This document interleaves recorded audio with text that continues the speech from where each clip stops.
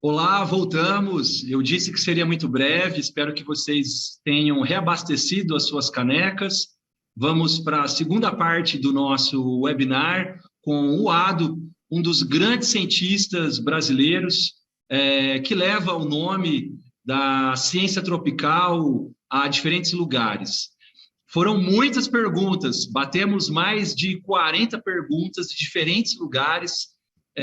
Obrigado ao Carlos Lima, ao Ronaldo Trescente, de Brasília, ao Matheus, de Minas Gerais, da Cochupé, a Silvana da Faeng, o Renan Gravena, que está nos Estados Unidos, ao Valdir de Souza, ao Luiz Carlos, ao Antônio Zamuner, de Catalão, Goiás, ao Fernando da Icaplan, iCorps, ao César Carvalho, de Itarana, Espírito Santo, Nélida Silveiro, também lá dos Estados Unidos, o André Vieira, o Ronaldo Trencinte, de Brasília, Distrito Federal, o Márcio Aurélio dos Santos, de Rio Verde, Mato Grosso, Bruno Souza, de Goiânia, Goiás, Denise Nogueira, de Araraquara, São Paulo, então, a Marcela Grilo, de Piracicaba, deixa eu ver mais alguém aqui, o Campos de Navirá, em Mato Grosso do Sul também, aqui representado, Nova Chavantina, Mato Grosso, a Rosane Francina. Então, Aldo, bem representativo aqui, Aldo. O que nós fizemos? Muitas das perguntas, todas muito boas, né? Excelentes, a gente agrupou ela em 3 blocos. Um bloco de mercado e comercialização de carbono, um bloco de manejo para a permanência desse carbono, aumentar o estoque de carbono no solo, e um bloco de modelagens, tá? Ô, Ado, vamos começar pelo bloco de manejo. O pessoal comentou sobre rochagem, que é uma prática está sendo muito difundida agora, os remineralizadores, né? Além de outras práticas para agricultura regenerativa que favorecem a permanência do carbono no solo. Você pode comentar um pouco mais sobre isso para a gente? Obrigado, Diego. Obrigado aos colegas que enviaram essas perguntas, né? A gente tinha combinado que as difíceis você que ia responder, cara, e agora você está jogando para mim aqui. Mas eu vou tentar e você me ajuda aqui a complementar. Fica à vontade, Diego, que você sabe muito, você é modesto, mas sabe muito aí para poder me ajudar. Olha, obrigado por essa questão, né, dos remineralizadores. Essa é uma técnica já antiga, mas que ganhou agora, mais recentemente, uma atenção especial e está voltando aí com uma série de intensidades de uso e que me parecem interessantes, né? Vocês veem, para culturas talvez que tem uma marcha de necessidade nutricional não tão curta, né?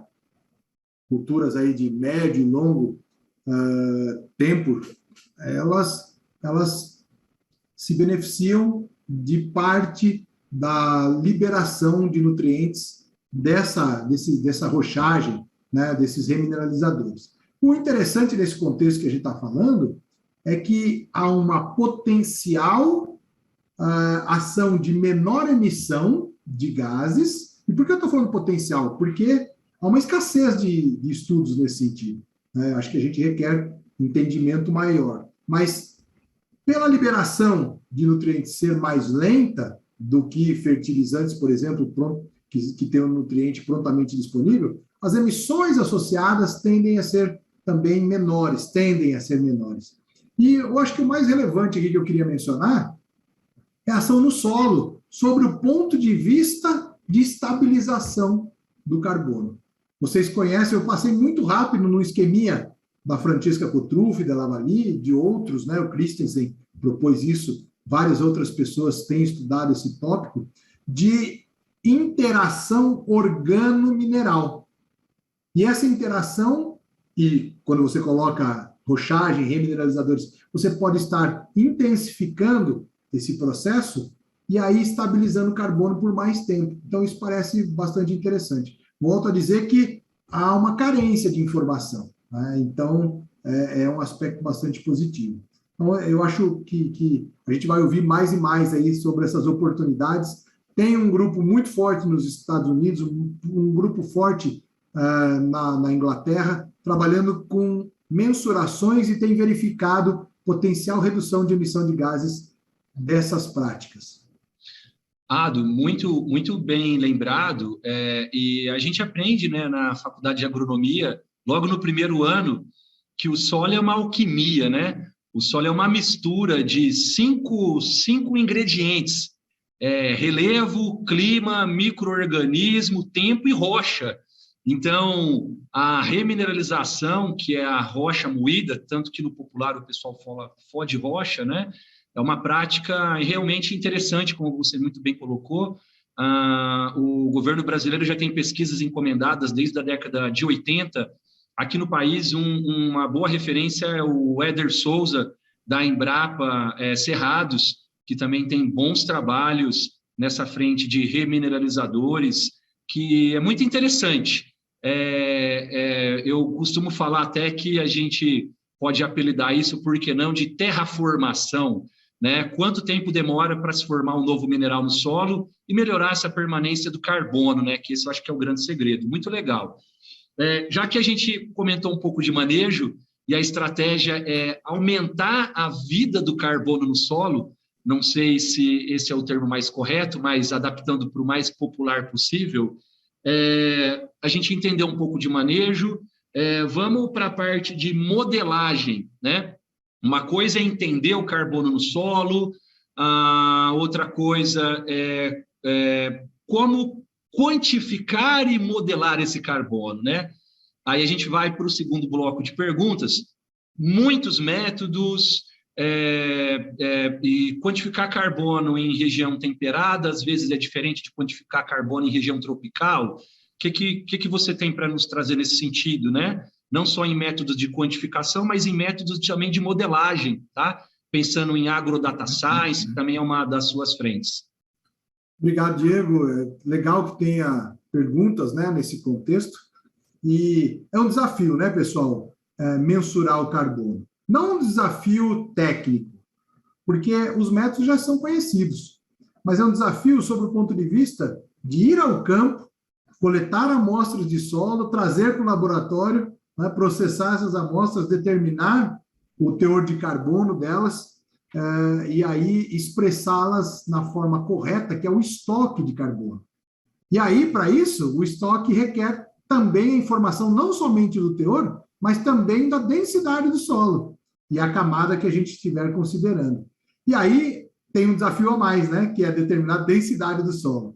Então, eu diria que há métodos de determinação, vários métodos de determinação da densidade, vários métodos de determinação do carbono, mas hoje há uma exigência ou uma expectativa, como o carbono transcendeu lá na matéria orgânica só, entre aspas, só com viés de melhoria de atributos físicos e químicos biológicos, hoje o carbono tem um papel também, sob o ponto de vista de recurso, né, financeiro, os métodos acabam sendo propostos e padronizados. Então, existem recomendações daquele painel intergovernamental de mudança climática, IPCC, tem ISO, aquelas International Standard Organization, específicas para a determinação de carbono, né? Para cada um ficar fazendo do jeito que bem entende.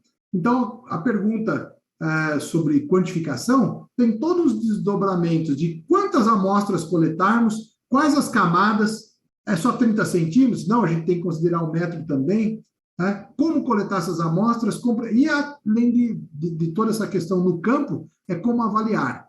Hoje o método padrão é a determinação do carbono por um analisador elementar, né, um forno lá, que por combustão vai transformar todo o carbono em CO2 e tem um detector de CO2. Mas técnicas consideradas alternativas já são muito bem desenvolvidas hoje, como métodos espectroscópicos que barateiam essa determinação, porque não requerem aquele forno de combustão, né? Então, uma série de técnicas têm sido propostas, inclusive já começando a serem aceitas pelos mecanismos de certificação ou de regulamentação, sobretudo em mercado de crédito de carbono voluntário. Tem o mercado regulado, né?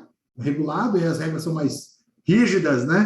Mas o mercado voluntário tem regras mais flexíveis, e nessas situações já tem sido considerada a adoção de técnicas hoje chamadas de alternativas. Foi falado também de modelagem. Modelagem é uma ferramenta, né? Uma série de equações matemáticas, modelos de simulação, que eu acho que foi a pergunta, são reuniões de várias equações, né? Vários modelos matemáticos, para a gente tentar integrar e entender certas dinâmicas, certos fenômenos que acontecem no solo. Como toda ferramenta, ela tem que ser entendida, aprendida, e ela tem incertezas associadas. Eu acho um pouco temeroso, às vezes, a gente usar essas ferramentas como uma verdade, né? E aqueles valores que saem dela como sendo, né, um valor... Às vezes eu vejo uma precisão que a ferramenta não tem a incumbência de fornecer. Então, no meu ponto de vista, essas ferramentas servem para nos ajudar a integrar, entender e extrapolar, né, informações com a condição de usar as magnitudes, as ordens de grandeza, as direções. Olha, se eu adotar essas práticas de manejo nesse solo de textura arenosa, puxa, eu vou reduzir o meu carbono do solo, né? Se eu, por outro lado, melhorar essas técnicas e for um solo de textura argilosa, puxa, eu posso aumentar aqui com essa magnitude, é para isso que elas servem. A pessoa perguntou quais tipos de modelo, existem mais de 60 modelos de simulação. Isso é ruim e é bom. É ruim porque se tivesse um perfeito, não precisaria ter os outros, né? Mas é bom porque eles atendem perguntas diferentes. Então, o indivíduo tem uma pergunta específica, vai usar um modelo mais simples, né? Como o Socrates, ROT-C, que é o Rotterdam Steady Carbon Model, né? O Candy, enfim, NC Soil, perguntas mais simples. Perguntas de média complexidade, tem modelos de simulação como o Century, por exemplo, né? Ou o Denitrification Decomposition Model, ou o Terrestrial Ecosystem Model. Perguntas mais complexas precisam integrar vários compartimentos, não só o solo, a planta, a atmosfera, os animais, e aí tem modelos muito complexos, né? Como o do Von Pring, do MIT, como vários outros aí, inclusive alguns de escala diária, né? Que vão além do carbono do solo, que tem um step mensal, né? Que demora mais tempo para as coisas acontecerem, a gente tem que fazer avaliações por décadas, né? Vários anos, mas esses de escala diária são para avaliação das emissões de gases de efeito estufa. Então, são modelos diferentes, com complexidades diferentes, mas todos eles, a gente precisa lembrar, que têm incertezas associadas, né? Serri, muito legal essa resposta para esse segundo bloco, né? Aliás, foi muito legal a apresentação e você foi muito, muito feliz nessa resposta. Você já trouxe vários spoilers e vários rumos, várias tendências, né? Para quem está nos acompanhando, bem atento, tem muita informação rica na sua fala, na sua explicação. Bom, indo para o terceiro bloco de perguntas, já que a gente entendeu um pouco mais de solo, rochagem, práticas para agricultura regenerativa, entendemos um pouco da parte de modelagem, desde métodos de quantificação, você me fez lembrar, quando eu estava ainda na época do colegial, entendendo a diferença de um erro linear para um erro em metro quadrado. Quando você sai do linear para o quadrado, você erra ao quadrado. Quando você vai para estoque de carbono, é volume, é cúbico. Então, se você não tiver cuidado com a densidade, o erro é cúbico. Então, é muito, muito, muito sutil, mas muito valioso isso, né? Passamos pelas modelagens matemáticas, que é muito importante também saber a dimensão que você quer quantificar o carbono, seja em espaço, profundidade ou no tempo. Uma coisa é dia, outra coisa é semana, outra coisa é um ano, a outra coisa são 3 anos, né? Então, muito legal. E a gente vai para esse terceiro momento, que é o mercado. Então, já que a gente entendeu que tem que aumentar a permanência do carbono no solo, quanto mais, melhor. Tem que quantificar esse carbono de uma forma adequada, usando as metodologias que são úteis, desde as convencionais até as modernas que estão surgindo, né?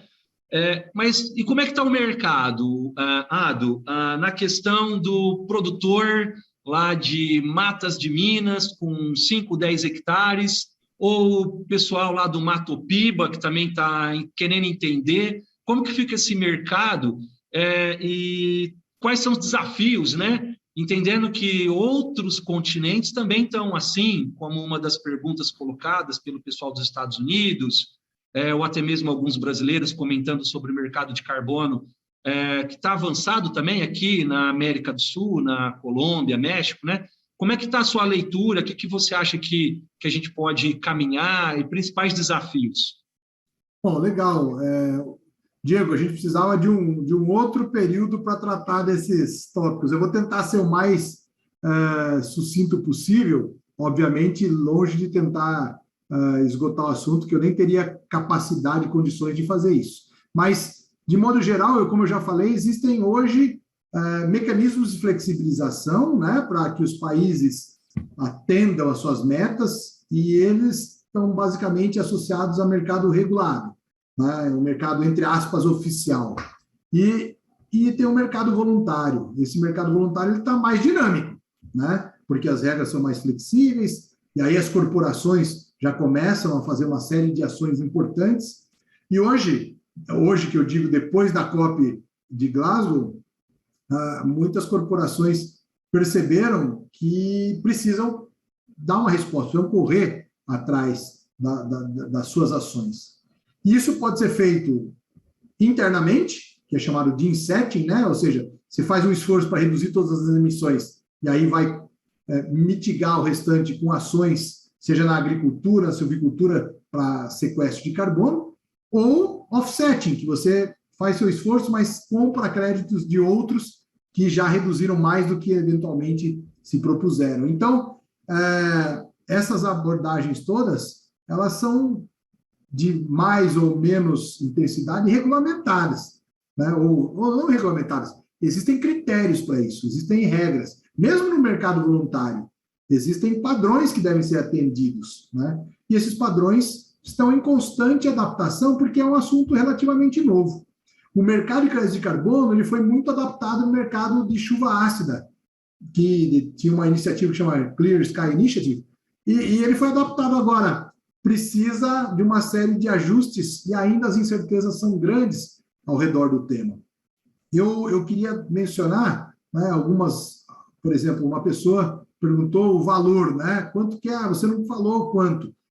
Essa tonelada de carbono equivalente, né, que não é fácil de ser acumulada no solo, né, ou que não é necessariamente tão fácil de deixar de ser emitida, essa Certified Emission Reduction, ou essa tonelada de carbono, hoje, no mercado voluntário, vale em torno de $10. Ou seja, não é ainda um valor, hoje, que estimule ações focadas em carbono.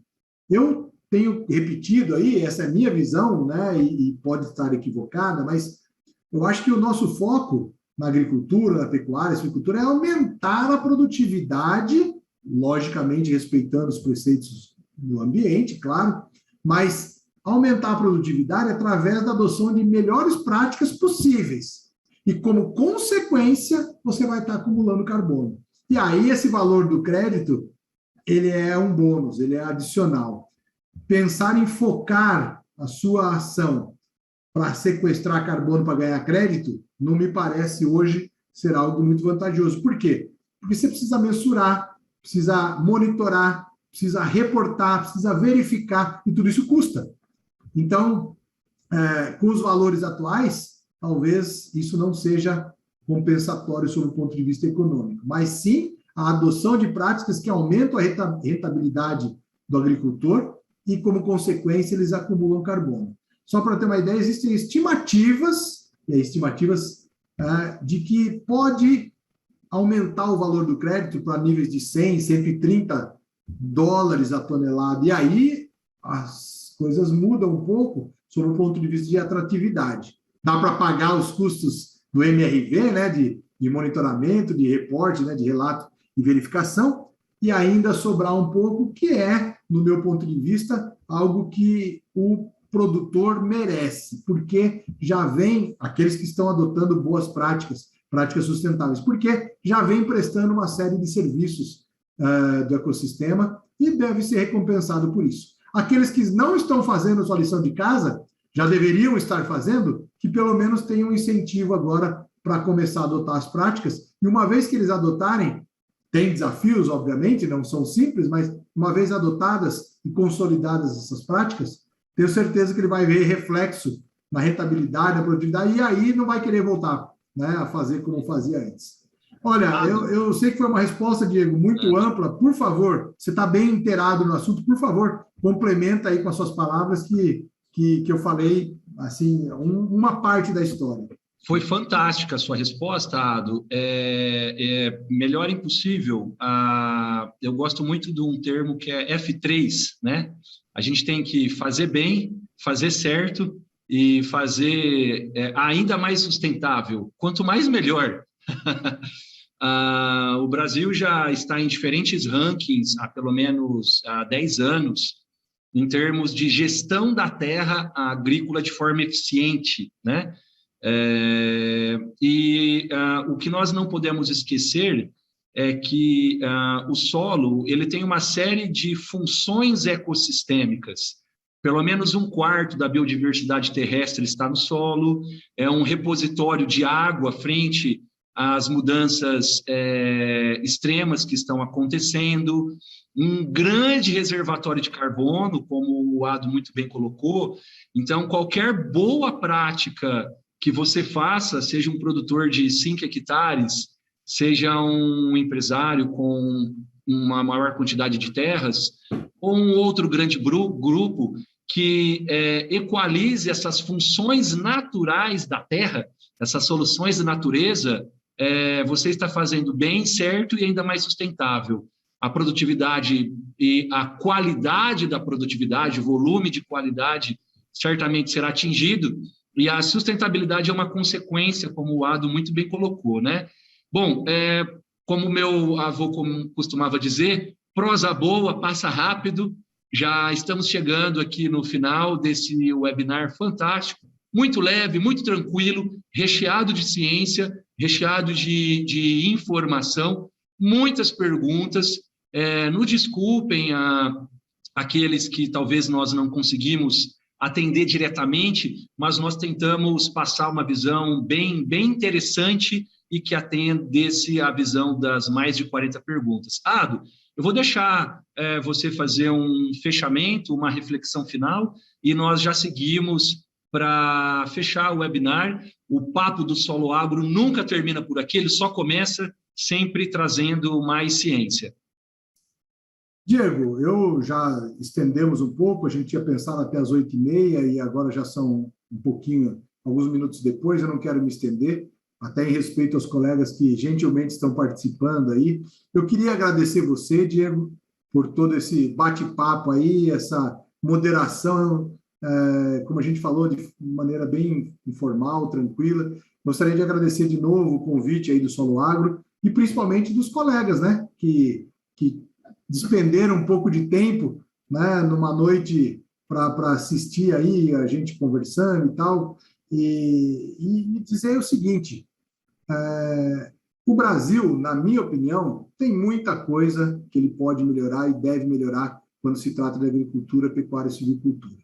Mas, quando a gente vai nesses fóruns internacionais, a gente tem um orgulho. A gente não tem, infelizmente, orgulho do Brasil em outras coisas, mas nesse ramo, a gente tem um orgulho de ver como a gente está, em várias situações, à frente. Inclusive, ensinando, mostrando casos de sucesso para que países ditos bastante avançados, que estão engatinhando em certas ações ligadas à agricultura, pecuária e silvicultura. De novo, não são 1000 maravilhas, tem um monte de oportunidade para a gente melhorar, mas a gente deve ficar orgulhoso das ações que a gente tem feito para ter um estímulo adicional para melhorá-las ainda mais. Eu volto a dizer, o setor da agricultura, pecuária e silvicultura tem, sim, seu papel nas emissões de gases e consequentes ações ou reflexos no aquecimento global e mudanças climáticas, porém, tem oportunidade e está fazendo um esforço para ser parte da solução.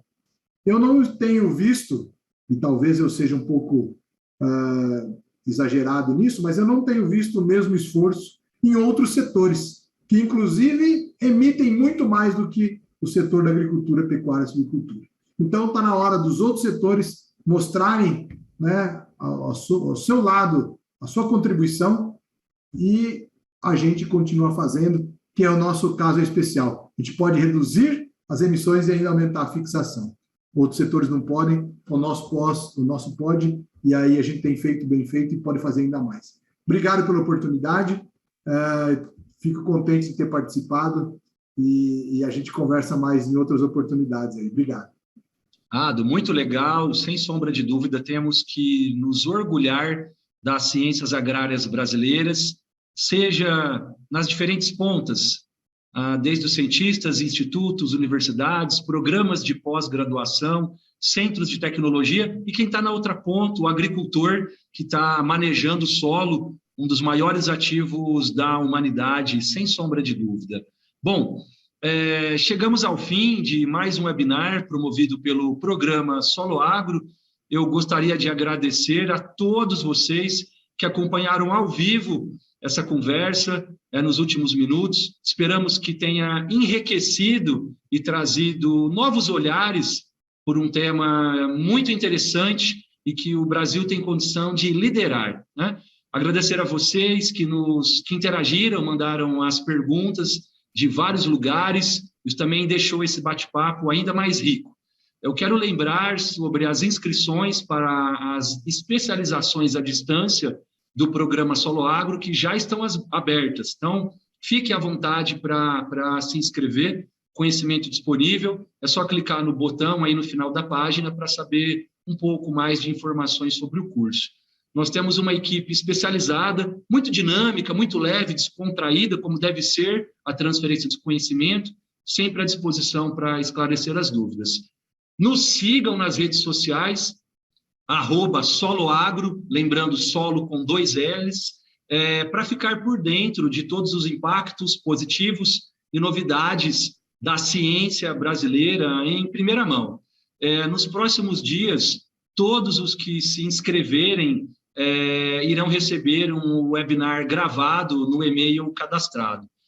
Mais uma vez, muito obrigado, foi um prazer ter vocês conosco nesse evento, e até mais, sempre com muita ciência.